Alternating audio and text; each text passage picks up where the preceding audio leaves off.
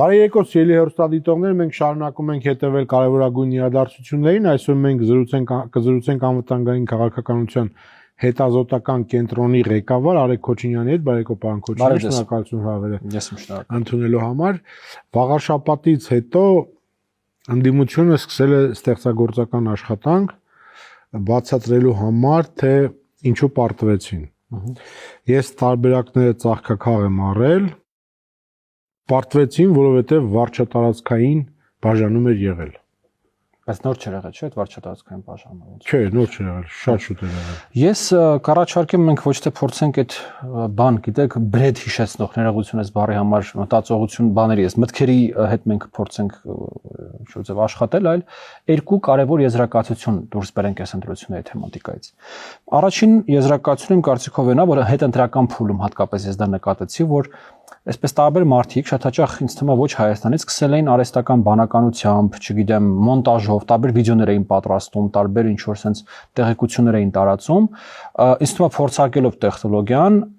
ընտրություններից հետո ստեղծել ինչ-որ sense կեղծիքի տպավորություն, այ որ sense massայբար ընտրա կեղծարություն ա եղել, ընտրա զեղծարություն ա եղել։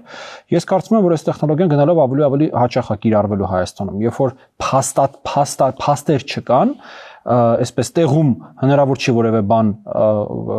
լուրջ հետևանքներ ունեցող հայտնաբերել եւ հրապարակայնացնել, դրանք սկսում են ստեղծվել հետո այդ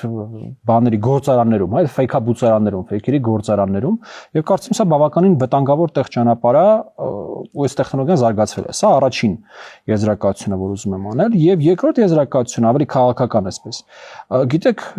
եւս մեկ անգամ մենք գալիս ենք նույն կոտրված տաշտակի առջեւ, որ Հայաստանի հասարակությանը ոնց որ ստիպեն ընտրել կամ Հայաստանի իշխանությունների միջև կամ մի խումբ նախկինների ու այդ նախկինների հետ ասոցացվող մարդկանց միջև։ Այ անընդհատ մենք գալիս ենք այդ նույն կոտրված տաշտակին։ Անընդհատ մենք գալիս ենք նույն եզրահանգմանը, միակ հնարավոր եզրահանգմանը, որ Հայաստանում քաղաքական նորմալիզացման ճանապարհին մի հատ խնդիր կա այս պայությամբ լուծելու, դա Հայաստանում ընդդիմափոխությունն է։ Քանի դեռ այս մարդիկ օկուպացրել են ընդդիմության հատվածը եւ թույլ չեն տալի որևէ մեկը ինքը դառնա ընդդիմությունը, ասես ոնց որ իրանք ոնց որ ասես առաջինը հարցակվեն այդ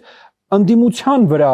բանունեցողների վրա, ոչ թե ես համաձայն չեմ։ Իրանք ասում են ով է ձեր ձեռքերը բռնել, ով որ կարող ավելի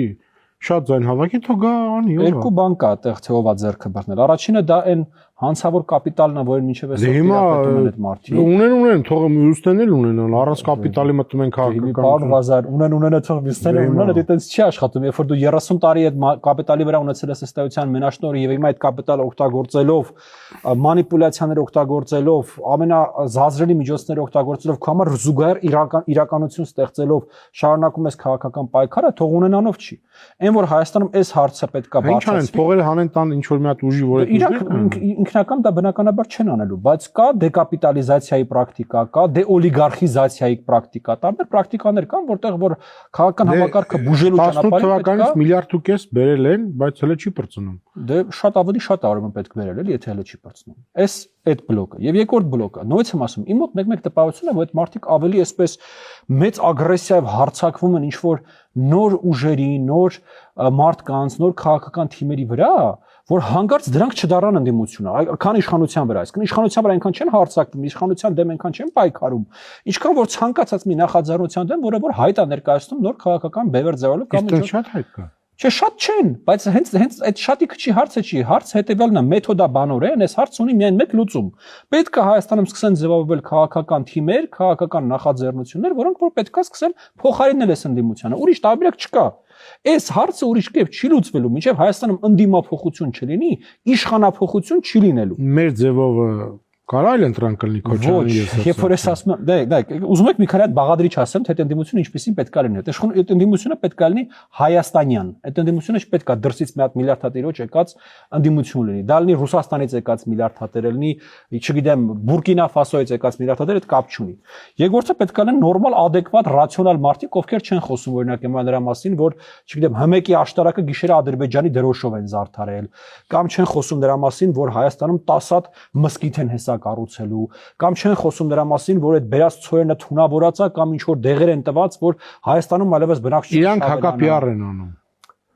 Ախր այդ հակապիարներ կարելի է չեմ ավելի մակարդակով անել, լավ կարելի է չէ ապուշի պես չանել այդ հակապիարը։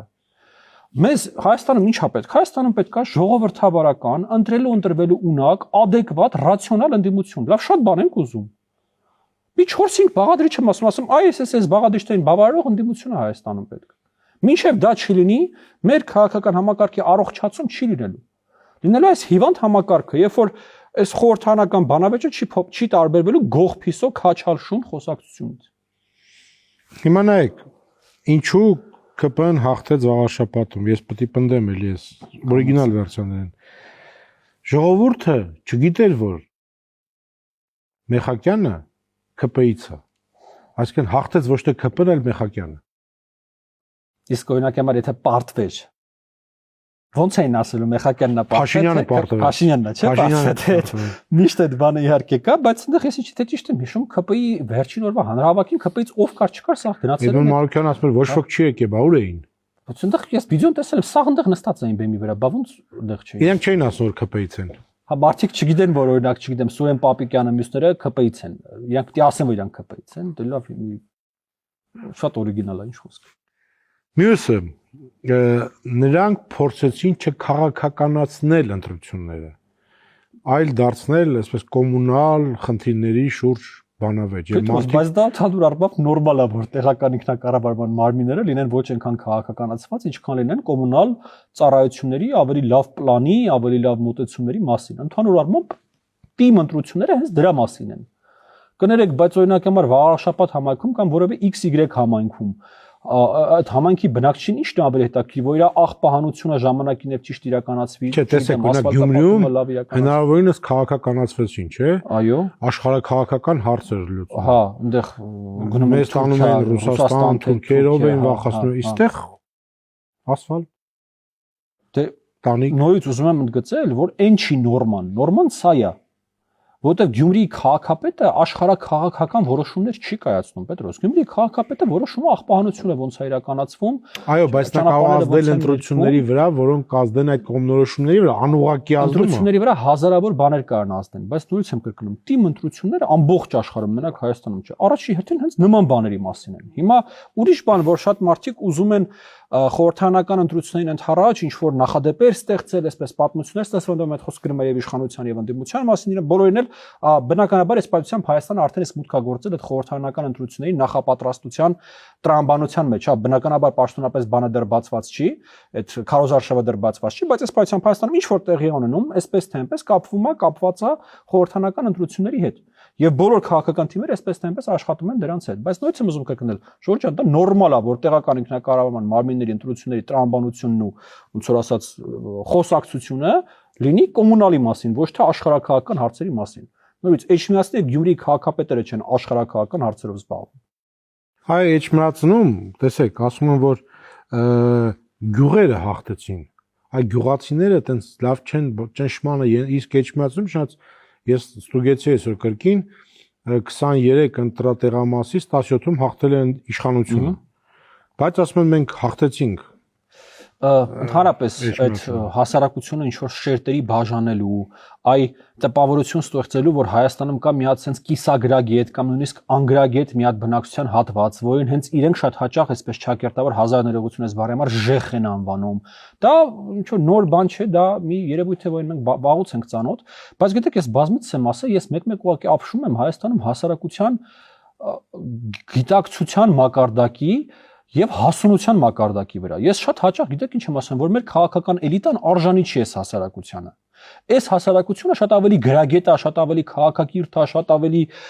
adekvat է, քան շատ հաճախ այն քաղաքական էլիտան, որը որ Հայաստանում կա։ Եվ այդ վերևից նայելը հասարակությանը, որ այս ժեխերը եւ այլն, հենց միգուցե դա էլ են պատճառներից մեկն է, որ իրանք հիմա գտնվում են այնտեղ, որտեղ որ իրանք գտնվում են։ Ընդդիմությունը չմիավորվեց, համաձայն եք դրա համար պարտվեցին։ Այդ պնդմանը համաձայն եմ, բայց ոչ թե իրաց ձևակերպման այդ պնդման հետ, այլ մի քիչ առաջ իմ արած ձևակերպման հետ, որ այն քաղաքական թիմերը, այն ուժերը, որոնք որ ունեն պոտենցիալ դառնալու Հայաստանում նոր ընդդիմություն, նոր որակի ընդդիմություն, ժողովրդավարական բնույթի ընդդիմություն,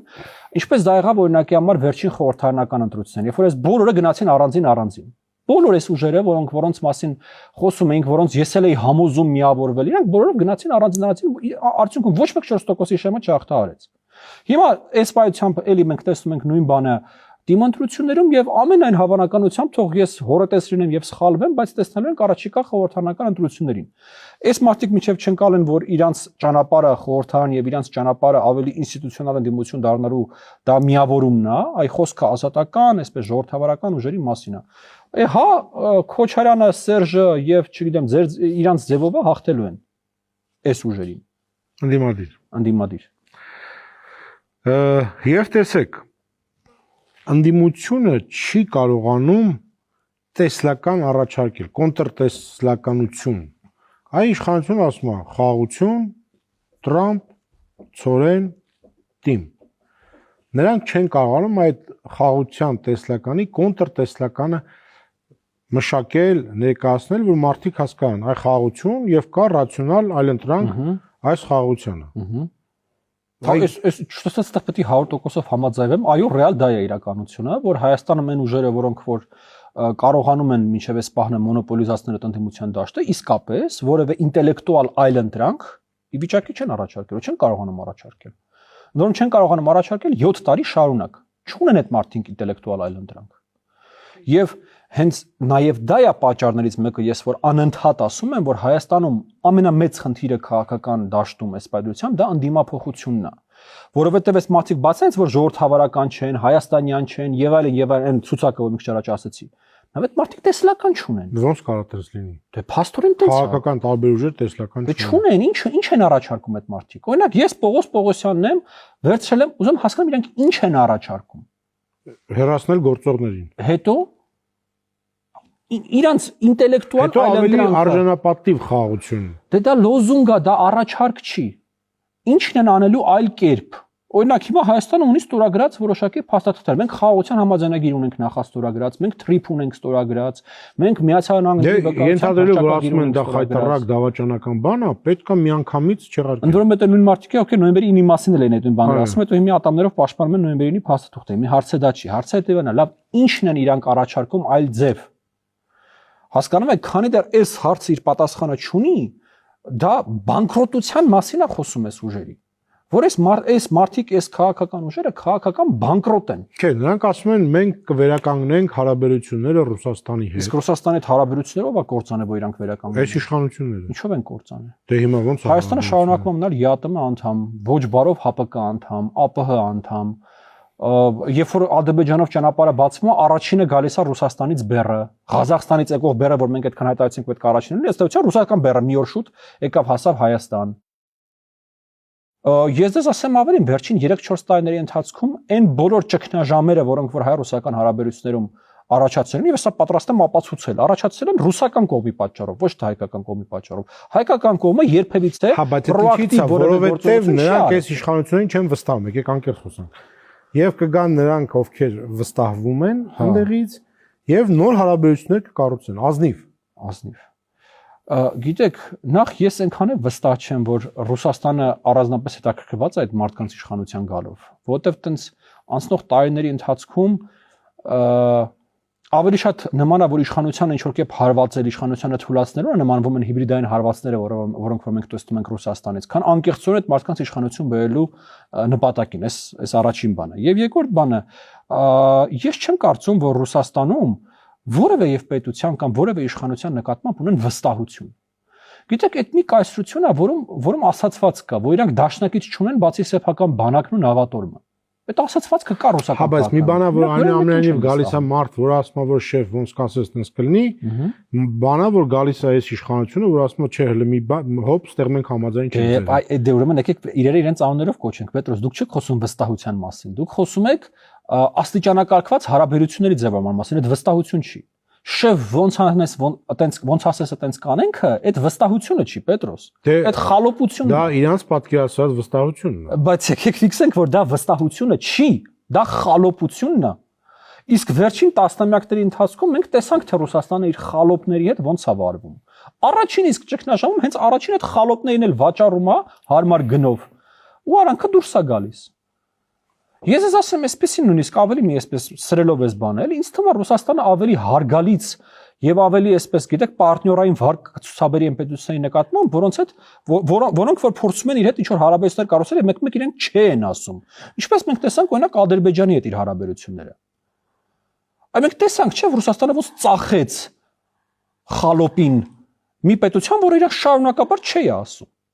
Թուրքիայի հետ հարաբերությունները նայեք Ռուսաստանի։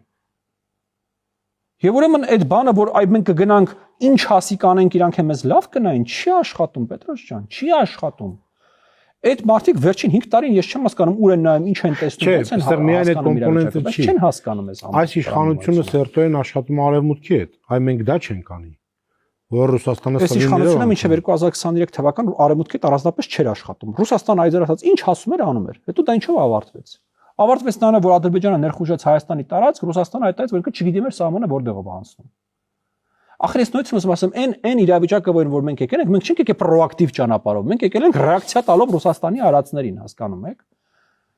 Հիմա հելել նորից ասել, դե չենք ասում շեֆ ոնց ասես, ասում էինք, ինչով դա ավարտվեց Հայաստանի համար։ Լավ, մյուս ճակատը ասենց ասած, այս իշխանությունը ինչ ուզում են թուրքերն ու ադրբեջանցիները տալիս են։ Այն մենք կգանք արժանապատիվ կասենք, չէ, սենցա, սենցա։ Ինչ են տվել իշխանությունները Թուրքիային եւ Ադրբեջանին, որ Ադրբեջանը ուզել է, իրանք էլ տվել են։ Ինչ են տվել։ Որտեղ այդ ասողները կան, մի հատ ցուցակ ներկայացնեն, սկսենք այդ ցուցակի շուրջ խոսալ, հասկանալ, այդ տվել ենք թե չենք տվել։ Ղարաբաղը։ Ղարաբաղը ոչ մեկ չի տվել։ Ղարաբաղը մենք Արցախյան պատերազմում պարտվել ենք, ընդ որում պարտվել ենք այնց, որ ես ճիշտ ասած, եթե հիմա երբ որ հետ եմ գնում այդ ժամանակվա իմ դատողությունները, իմ հոդվածները կամ իմ հարցազրույցները, ես նույնիսկ այսքան լավատեսական սցենարներ չէի պատկերացնում Հայաստանի համար նման պարտությունից հետո։ Հակառակը, ես ուզում եմ հիշեցնել Նիկոլ Փաշյանը ինչ էր հայտարարում Ղարաբաղի թեմայով։ Եվ պատերազմի ժամանակ ինչ էր հայտարարում։ Մենք ըստ էության մինչև վերջին հնարավոր խաղաքարտը պայքարել ենք Ղարաբաղում եւ պարտվել ենք Ղարաբաղում։ Դա տալ չի, հատուկ արվել։ Այնքան հեշտ է այդպես դավադրապաշտական բաներով ապրելը չեք պատկերացնում, որ դու ռեֆլեքսիայի կարիք չունես, այ դու կարիք չունես մտածելու դու ինչն ես սխալ արել, դու կարիք չունես մտածելու քո պետությունում ինչն է սխալ եղել, դու կարիք չունես առերեսվելու իրականության հետ, դու կարիք չունես ասելու դե այսինչ հարցերում, օրինակ որ այս 30 տարի որպես հասարակություն մտածել ենք, որ լավ տեղը երեխու ծառայության համար այն տեղն է, որտեղ ինքը ներողություն քստիկներով, տապաչկեքով կանացար, այ դա է լավ տեղը, ոչ թե այն տեղը, որտեղ օրինակի համար ուստավ է, հա։ Այ այն որ մենք որպես հասարակություն 30 տարի ոչ պատերազմին ենք ըստ էության պատրաստվել, բայց դրան զուգահեռ նաև ասել ենք հող տվողին հողին կտանք, այսինքն նաև խաղաղությանը չենք պատրաստված։ Հասկանում եք, հազարավոր հարցեր կա, որոնք որ մենք ինքներս մեզ պետքա տանք, ռեֆլեքսիայի պետքա ենթարկենք։ Բայց ամենահեշտ ձևն է, ախպեր, ինչ եք խոսում են, դե բան են արել, պայմանավորվել են, հողերը տվել են։ Որտեւ այդ նախադասությունը ասելուց դու այլևս քեզ հարց չունես, քո հասարակությանը հարց չունես, քո պետությանը հարց չունես, քո 30 վերջին տարվա ապրած տարիներին ու կյանքին հարց չունես, որտեւ կա մի հատ դավաճան, օրեկել հողերը տվել է, ու սա հարցերի իր պատասխանները տենց գտել է։ Հասկանում եք, դա ամենահեշտ ձևն է, բայց այդ հեշտ ձևը քեզ ոչ միտեղ չի տանելու։ Որտեւ այդ հեշտ ձևով գնալով դու ոչ մի բան չես փոխելու ու նորից գալու ես նույն կոտրված տաշտակի առաջ ես կանգնելու։ Լավ, իրանք արժանապատիվ կբանակցեն Ալիևի եւ Էրդողանի հետ։ Այդ արժանապատիվ բառի մոտ ինչքան ասում են, ինձ թվում է, սա մեկը մտնելու է գրպանից, ինձ թալանելու է լուրջ եմ ասում։ Այդ մի քիչ արդեն գիտեք ինչին է նմանվել, բանին, այդ մինչև պատերազմը, որ ասում էին, բանը Ղարաբաղը չի լինելու Ադրբեջանի կազմում, կամ որ ասում էին բանը, մենք ամ Հայաստանի ամենահայրենասեր քաղաքական գործիչներն ենք, ամենահայրենասեր մարդիկ ենք։ Այդ Հիմա ասում են ազգային ուժեր, պաթոսը, այդ պաթոսախեղտան, ժորժ ջան, ով որ ձեր մոտ այդպես պաթետիկ տեքստեր է ասում, 99.9% հավանականությամբ ուզում է ձեր գրպանից մի բան տանի։ Այն 0.1% հավանականությամբ է դեբիլ է։ Այո, որ այսօր Հայաստանում պաթետիկ ինչ-որ sense տեքստեր անում, արժանապատիվ մեր 99.9% ուզում է ձեզ թալանի, ջեբը տա ուզում մտնի, ջեբկիրա քաղաքական։ Այն 0.1% է դեբիլ է։ Բայց ինչի՞ չեք հավատում, մարդիկ կարան Ալիևի հետ արժանապատիվ բանակցեն։ Որովհետև հիմա արժանապատվության կամ չարժանապատվության ընդհանրապես այդ խոսակցությունն է կեղծ, որովհետև Պետրոս, այս պայմանությամբ եթե ուզում եք իրականությունը իմ կարծիքով, մենք այսօր բանը երկընտրանքը, որի արժեվ Հայաստանը կանգնած է, դա մեր ընկալմամբ արդարությունն է եւ խաղաղությունն է։ Այստեղ արժանապատվության խոսակցություն չի։ Այստեղ հետեւյալն է, մենք որպես հասարակություն պատրաստ ենք համակերպվել այն անարդարության հետ, իսկ դա իրապես անարդարություն է, ինչ որ մեր տեղի ունեցել։ Էթնիկ զտումը Արցախում, մարդկանց տեղահանությունը եւ այլն, բան, այս վերջին 30 տարիների ընթացքում մենք որպես հասարակություն բախվել ենք հարյուրավոր, հազարավոր անարդարությունների հետ, ինչպես եւ Ադրբեջանն է բախվել հարյուրավոր եւ հազարավոր անարդարությունների հետ։ Հիմա ամբողջ հարցը հետեւյալն է, մենք մեր մասով եկեք խոսենք, իրանք իրանց հետ թող իրանք իրանց ներսում խոսան։ Մենք որպես հասարակություն ինչն ենք ընտրում, այս շարունակել պայքարը եւ հասնել մեզ համար արդարացի հանգուցալուծման, ընդ որում ես նաեւ ուզում ստեղ ֆիքսել, որ այս պայծրությամբ մեկնարկային պայմանները անհամեմատ ավելի լավն են Ադրբեջանի մոտ, որ եթե այս պայծ կոնֆլիկտը շարունակվում է, Ադրբեջանի դիրքերը ել ավելի են լավանալու համատած մերի հետ։ Թե մենք որոշում ենք փակել այս էջը եւ շարունակել խաղաղության կառուցումը։ Եթե շատ պարզեցնեմ, մենք որպես հասարակություն հիմա ընտրում ենք արդարության եւ խաղաղության մեջ։ Եվ մենք առաջին հասարակությունը չենք, որ ընտրում ենք խաղաղության եւ արդարության։ Լիմություն ասում է, որ ձեր թեզը կեղծ է։ Ինչու՞։ Որովհետեւ խաղաղություն կառուցում են երկուսով։ Ալիևը խաղաղություն չի ուզում։ Օրինակ իշխանության կգա Թաթոյանը, եւ գիտեք, ինքը Telegram ալիքներով ջաջախում Ալիևին։ Այո։ Կգնա, կասի մեր գեյներին կտակ, մեր հողերից ռադները կքաշեք, արցախցիները կվերադառնան իրենց տները, այն օր մենք կհավատանք, որ դուք խաղաղություն եք ուզում։ Առանապատիվ է։ Իսկ ով կարա ինձ բացատրի ինչն է այդ բան խանգարելու, Ալիևին ասել հետ ասած, մի հատ էլ էս փասափուսը կդ հավաքի, դուրնել են կողմնա, հետևից էլ զորքը, ուրեմն Շարունակյանն ինչ որ ինքն անում էր մոտավորապես մինչև 2023 թվականի վերջը։ Հասկանում եք Telegram Այ վախացնում եք պատերազմը։ Telegram չեմ վախացնում պատերազմում։ Telegram ալիքներում կամ սեփական խոհանոցում, այսպես առյուծաբար ինչ-ինչ բառերով նկարագրել, ասել Ալիևին, դա նախ քաղաքական process չի։ Դա բանա, անձի գովերքման ինչ որ sense անհագուր ցանկություն է, որ քեզ ասեն, այսինչ հայրենասեր տղա է, հələ տեսես ադրբեջանցին ինչ է ասում։ Հիմա մար ամենահեշտ բանը հիմա ձեր եթերում ուզում եք 1500 ավելի վատ բան ասեմ Ադրբեջանի նախագահին, ինձ դեռ կոմենտներում գրեն, այսինչ հայրենասեր տղա է, հələ տեսեք էս ինչեր է ասում Ադրբեջանին։ Բայց դա բացի նրանից, որ իմ անձը ինչ որ չափով sense կշոյի, որ ինձ լավ կոմենտներ են անում եւ լայք անում, ուրիշ ոչ մի չի տալու։ Եվ նորից հիմա վերադառնալով այդ խաղաղություն կառուցումը թե չի կառուցում։ Տեսեք, Ադրբեջանի շատ տարբեր մեսիջներ են գալիս։ Մի կողմից, այո, մենք տեսնում ենք այն իմ կարծիքով սխալ տեղ տանող հայտարարությունները, որոնք որ մենք տեսնում ենք, այս Սևանի վերաբերյալ եւ այլն։ Բայց դրան զուգահեռ մենք տեսնում ենք ինչ, որ Ադրբեջանը հայտարարում է, որ ինքը վերացնում է սահմանափակումները դեպի Հայաստան ներկրումների իրականացման։ Սուտը եկավ վատ ծորեն, անասնակեր։ Եղբայր շկապ ունի ինչ եկավ։ Ադրբեջանն այդ ծորենը մեզ ուղարկել։ Այդ ծորենը մեզ Ղազախստանն է ուղարկել, որոնք տեղից են ինչ որ արտադրող պատվիրել այդ ծորենը։ Մի Հայաստան անասնակեր պետք չի։ Կամ Ռուսաստանից եկողն էլ բանի է հացի ծորենը։ Այնտեղ եթե ճիշտ եմ հիշում, Ռուսաստանից եկածը Եգոր թե առաջ հացի էր համեն։ Հիմա Հայաստանում եւ այնա պետք է հիմա ինչ որ արտադրող Հայաստանում որոշել է, որ այդ ապրանքը իրան պետքա պատվիրել է Ղազախստանից, նույնիսկ կա շատ հնարավոր է, որ արտադրողը չի պլանավորել, որ իր ապրանքը պետք է Ադրբեջանով գա։ Դրանից հետո քաղաքական զարգացում ա եղել, իրավիճակա ձևավորվել, որում հնարավոր է եղել այդ ապրանքը բերել Ադրբեջանով։ Ինչ կապ ուներ այս ամեն ինչը նրա դա անասնակեր է, թե անասնակեր չի։ Ես ես երաշխավորում դրա տեղը չգիտեմ, բան MDF-ներ դրա տեղը կամ չգիտեմ, պղնձի հանքաքարներ դրա տեղը, դրա վրա են բան գտնելու, թե դա վատ պղնձի հանքաքարա կամ փչացած MDF-ը։ Բայց Ջորջան, ինչ կապ ունի այդ բանը կերնա եկե, թե ինչն եկե, մենք այդտեղ դա չենք քննարկում, մենք քննարկում ենք այդ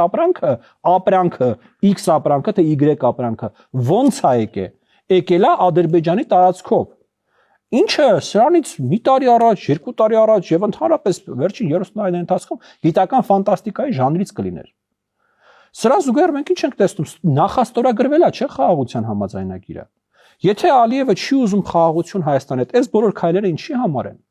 Իմ կարծիքով, եթե դուք ասենք ինչի է սա արվում, ես կարծում եմ Ադրբեջանը միաժամանակ բոլոր հնարավոր սցենարներին է պատրաստվում է։ Եվ խաղաղության, եւ այս ոչ խաղաղություն, ոչ պատերազմի եւ պատերազմի սցենարներն է պատրաստվում։ Ինչը ընդհանուր առմամբ նորմալ պետության անելիքն է։ Ընդհանուր առմամբ Հայաստանը պետք է նույն բանը անի։ Հայաստանը պետք է եւ պատրաստի պատերազմի սցենարին, եւ խաղաղության սցենարին, եւ ոչ խաղաղության, ոչ պատերազմի սցենարին։ Ես հաճախ եմ ասում, ընդհանրապես պետությունը նրա մասին է, որ ինքը ամենավատ սցենարին միշտ պիտի պատրաստ լինի։ Ինչու են մի շաբաթվա մեջ մեզ այսքան վախացնում թուրքերով։ Տեսեք, 10 մոսկիթ են կառուցում, այդպես սուտ, իրանց էշի տեղ դրած այդ սուտը տարածեցին։ Հերոստաշտարակը Ադրբեջանի անհեթեթություն, հա, ընդերքը կտան թուրքերին, հեծը տալու են թուրքերին, այսինքն անդադ սիստեմատիկ գնում է թուրքերով մեզ վախեցում։ Դա նոր ֆենոմեն չի, դա վերջին երևի թե հարյուրամյակների Հայաստանը կառավարելու գործիքն է։ Այ կան Թուրքեր, այ հենց ռուսները ոտները քաշեն, թուրքերը գալու են մեզ ուտեն։ Չէ, ի՞նչն է խանգարում այս բանը, որ թուրքերը գան մեզ ուտեն։ Ռազմաբազան։ Ինչու՞ մեկը Հայաստանը լուրջ մտածում է, որ այդ 2500 հոգին, որ ռազմաբազայում կանգնած են, եթե թուրքերը վաղ արագ սանցնեն, տենց առյուծաբար մեր համար միջև վերջին մարդը կռվելու են մեռնեն, այնտեղ հայ տղեկան մեջտեղ իրանք կկռվեն, հարցը այդ չի։ Հարցը ռուսական կոնտինգենտի մասին է խոսքը։ Հա, տենց մարդ կա հələ Հայաստանում։ 23 թվականից հետո, 22 թվականից հետո տենց մարդ կա հələ Հայաստանը, որ տենց բան է մտածում։ Ես կապշեմ ուղղակի այդ մարդու միամտության վրա, թե ինքը տենց բան է մտածում։ Կամ ուրիշ բան հարցնում, եթե ասում են Թուրքիան մեզ տնտեսապես կխժռի։ Ժորժ ջան, դուք տեղյակ եք, որ Հայաստանն ու Թուրքիան այս պայծառությամբ կես միլիարդի առևտրաշրջանառություն ունեն։ Այդ առևտրաշրջանառությունը ուղղակի տեղյանում Վրաստանով ճանապարհին հարստացնում է վրացիքին։ Ուրիշ ոչ մի տարբերություն չկա այդ առումով։ Դուք տեղյակ եք, որ Հայաստանում այս պայծառությամբ ոչ մի սահմանափակում չկա թուրքական ներդրումների համար։ Եթե այդ մարդիկ օրինական կան Հայաստանում գրանցվեն որոշ այստեղ ներդրումներ անեն։ Ես նայել եմ թվերը, նախկին իշխանությունների ժամանակ ավելի շատ համատեղ ձեռնարկություն է բացվել, քան հիմա։ Հասկանում եք, այսինքն այդ բանը, որ այ հենց սահմանը բացվի, այդ թուրքական էժան լոլիկը գալու է լծվի, մեր լոլիկ արտադրողին խեղդել, ի՞նչն է խանգարում, որ հիմա գա այդ լոլիկը։ Վրաստանով գալը կամ ինչինք մենք որոշել, որ մեր լոլիկ արտադրողը այդքան վատն է, որ պետք է թուրքական լոլիկի մրցակցությունը չդիմանա։ Եվ ամենավերջինը երրորդը, եթե մենք տեսնենք, որ մեր լոլիկ արտադրողի համար այդքան մեծ խնդիր է առաջանում, մեզ պետությունի վերջո կարա արկային, մաքսային, ֆիտոսանիտարական վերահսկողություն սահմանի։ Եվ այլն։ Հիմա ինչու են վախացնում։ Ես կարծում քանի իրավիճակը զարգանա եւ քանի հայ-թուրքական հարաբերությունների կարգավորման հնարավորությունը, այսպես ասած, զարգանա ավելի արդիական դառնա, իդեպ ֆիքսենք եւս մեկ անգամ Ֆիդանի հայտարարությունը, որ տեղի ունեցավ, որ ըստ էության միակ նախապայմանը թուրքական կողմից դա Ադրբեջանի հարաբերությունների կարգավորումն է։ Սա իմ ջան շատ կարևոր է ֆիքսել, որտեղ Հայաստանում տարբեր լեգենդներ են պատտվում, որ այ թուրքերը մեզնից պահանջում են ցեղասպանությունից հրաժարվել, եկեղեցու դեմ կռ, այն մարդիկ բառացի ասում են իրանք ինչ են պահանջում։ Բառացի այդ մարդիկ ասում են իրանք ինչ են պահանջում։ Եվ ընդհանուր առմամբ իրանք պահանջածը հենց այն ինչ որ մենք անում ենք sense tenence։ Իրանք պահանջային դա թե չպահանջեն, մենք ուզում ենք Ադրբեջանի հարաբերությունների կարգավորում խաղաղության պայմանագրի ստորագրում։ Հարցը այդ չի։ Իրանք Ֆիդանը պարզ ասում է, անես չլինի, որ հիմա մենք բացենք, հետո դուք ընդ կռվեք, մենք էլի փագենք։ Համ դա է ասում, համ էլ ասում է, որ մենք հիմի բացենք, էլ ձեզ ի՞նչն է բանալու հետաքրքրությունը որն ալելու ընդհանրապես Ադրբեջանի հետ զբաղվելու այդ ուղղությամբ,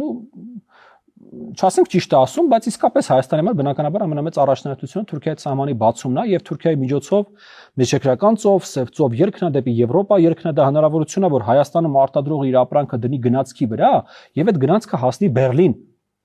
Հասկանում եք, առանց մոդուլ փոխելով, էլ չտանես Բաթումում դա նստի նավ, նետ նավը գնա Բուլղարիա, Բուլղարիայի վրա նորից նստի երկաթգիծ եւ այլն, կամ ֆոտ ֆուրը գնա Վրաստան, Վրաստանից Թուրքիայով գնա, այլ ուղիղ ասում, Երևանում Կայարանում դա դրվում է գնացքի վրա, դա ասում է եւ այս սա է տնտեսական ինտեգրացիան։ Ես գիտեք ինչում եմ անհամաձայն շատ հաճախ իմ գործընկերների հետ, որոնք որ իրենց անվանում են արևմտամետ, խոսում են Հայաստանի եվրոպական ինտեգրացիայի մասին, ես ասում եմ այդ խոսակցությունը լուրջ է դառնալու մենակ այն պահին, երբ որ հայ-թուրքական սահմանը բացվի։ Որտեղ երբ որ դու ուզում ես լուրջ ինտեգրացիա ունենաս տնտեսական եվրոպական միության հետ, իդեպ ֆիքսենք, որ Թուրքիան եվրոպական միության հետ մաքսային միության անդամ է։ Այսինքն Հայաստանի սահման Թուրքիայի սահմանը դա եվրոպական միության մաքսային սահմանն է։ Դու պետք է դեպի այդ Եվրոպա ճանապարհ ունենաս։ Էժան, կանխատեսելի եւ քիչ մոդուլներով կամ ընդհանրապես առանց մոդուլներ փոխելու ճանապարհ դու պետք է ունենաս։ Առանց դրա ինչ ինտեգրացիա, չկա ինտեգրացիա։ Շատ լավ։ Միացյալ Նահանգների պետքարտուղարի տեղակալը Հայաստանում էր եւ բնականաբար թրիփի թեման է։ Այո։ Սրան հետ զուգահեռ Ադրբեջանը հայտարարեց, որ փաստացի դառնում է միջինասիական պետություն։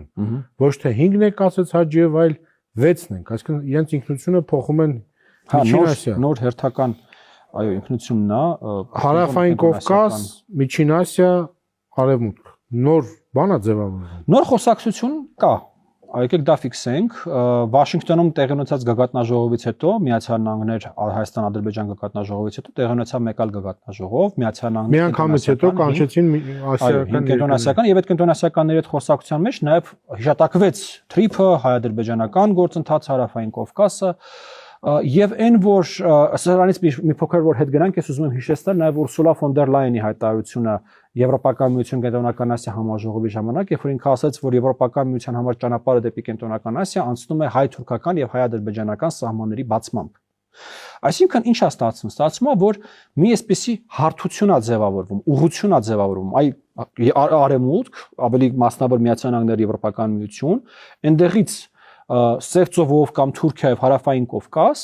հարավային Կովկասից Կասպից ծով, կենտրոնական Ասիա, ապրանքների շրջանառություն, հումքի շրջանառություն, նավթագազային ռեսուրսների շրջանառություն, կենտրոնական Ասիայում կան հսկայական քանակությամբ ռեսուրսներ, որոնցով Եվրոպական միությունում եւ Միացյալ Նահանգներում չափազանց հետաքրքրված են։ Ընդհանուր առմամբ դուք ուղղակի վերցնեք հաշվարկեք, թե Եվրոպական միությունն ու Միացյալ Նահանգները Ռուսաստանից ինչ են ներկրել, համարյա այդ բոլոր ապրանքները, որոնք վերան ժամանակին ներկրում են Ռուսաստանից, կան նաեւ կենտրոնական Ասիայում։ Այլ չասենք, որ ստեղ նաև մեկ այլ մրցակցություն կա, դա այս միջին միջանցքի գաղափարն է, որ Չինաստանն էր ժամանակին առաջ տանում, որ Չինաստան այդ ցամաքային ճանապարհով կենտրոնական Ասիա եւ հարավային Կովկասով կապեր Եվրոպական միության հետ, եւ այստեղ հետաքրքիր բան է տեղի ունենում, որ կարծես թե TRIP-ը դառնում է արևմուտքի պատասխանը այդ միջին միջանցք կամ մեկ գոտի մեկ ճանապարհ այդ բոլոր նախաձեռնություններին։ Սա իհարկե մի քիչ այսպես բան հայտարարություն է դեռևս, տեսական շատ հայտարարություն է, բայց սա ես կարծեմ Հայաստանի համար չափազանց հետաքրքիր խոսակցություն է եւ այս առումով ինձ համար բավականին կարեւոր է վարչապետի այցը Ղազախստան։ Գիտեք, սա այն ֆոնի վրա է, որ դուք ինքներդ նշեցիք, հա, Ադրբեջանը արդեն հայտարարել է, որ այլևս 5 չեն, 6 են միջինասիական երկիր է։